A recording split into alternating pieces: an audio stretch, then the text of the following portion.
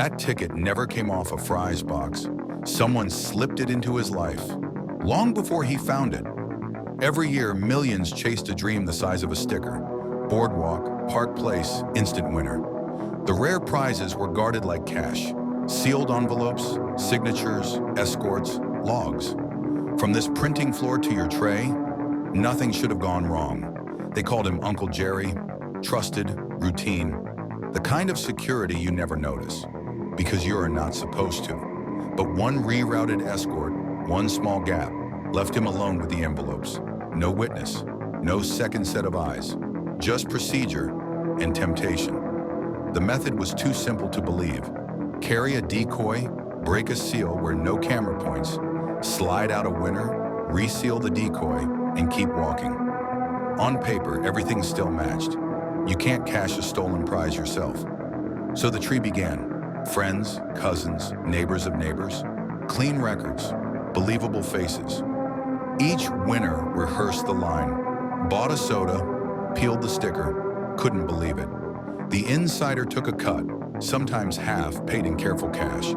On TV, it looked like lightning striking all over America, Florida, South Carolina, New York. Different smiles, different stories, but the money traced back to the same phones, the same kitchens, the same quiet hand. Recruiters bred recruiters. A favor paid a favor. Somebody in debt met somebody in need. The odds weren't bent, they were canceled. The game everyone loved turned into a private ATM with national advertising. Meanwhile, the game exploded. Families peeled and stuck and dreamed. Participation soared. Stores got busy.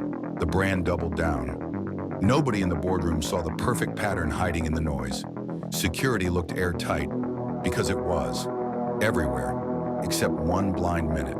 Inside that stall, a different game was played. Seals quietly swapped, winners pocketed, decoys sealed just enough to pass a glance. The paperwork smiled and waved. Winners appeared the way luck does in casual places. They waited the right amount of time, called the right number, cashed the right story. Then the kickback came later, off camera, as if nothing had happened at all. One call cracked the rhythm, a tip. These winners don't feel random. A name surfaced twice where it shouldn't. An agent wrote it down. A quiet case opened. Surveillance, wiretaps, travel records, bank stubs.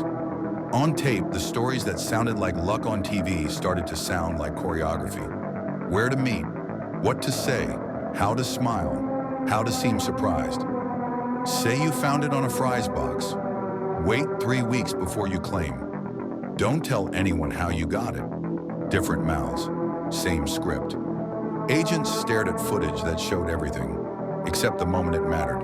The answer wasn't on the floor. It was in the gap between duties, in the place where routine makes you stop looking. Here, this was the seam in the system, the one space where the camera couldn't go, the one habit no one thought to question, the one man everyone trusted. The network thickened. Recruited winners became recruiters. A house flipper here, a church friend there. Payouts splitting cash to avoid trails. And still, on TV, smiling families told the same story America wanted to hear. Pattern beats luck. When the same phone numbers orbit different jackpots, you don't have randomness. You have radius. The agents needed more than suspicion. They needed the piece and the hand that moved it. So they let the game run and listened. The choreography repeated, envelope, silence, smile. But this time, there was a second audience. The takedown had to prove conspiracy, not just theft. Prove the tree, the kickbacks, the script. It ended fast. The winners, the recruiters, the man who guarded the pieces, under lights, under questions. Some said they thought it was a victimless hack. Some said they knew. Some just stared at the floor. The brand cooperated. Customers who played fair demanded answers. Refunds were discussed. Policies changed. The game didn't die, but the route to the counter did. After the arrests, the chain of custody grew spines. Randomized routes, more escorts, fewer hands, no blind doors. The seals got smarter. The habits got audited. Trust stopped being a feeling and became a checklist. For players, it was a ritual, a tiny shot at lightning. For one insider, it became a system he could bend until it snapped. The most expensive thing stolen wasn't the money, it was the chance, the belief that anyone could win. For 6 years, lightning didn't strike twice. It struck whenever one man decided it should. He didn't peel that sticker off a box. He peeled it off a plan. And the smallest game piece in America taught a lesson bigger than any jackpot. When a prize is guarded by people, the people are the weakness.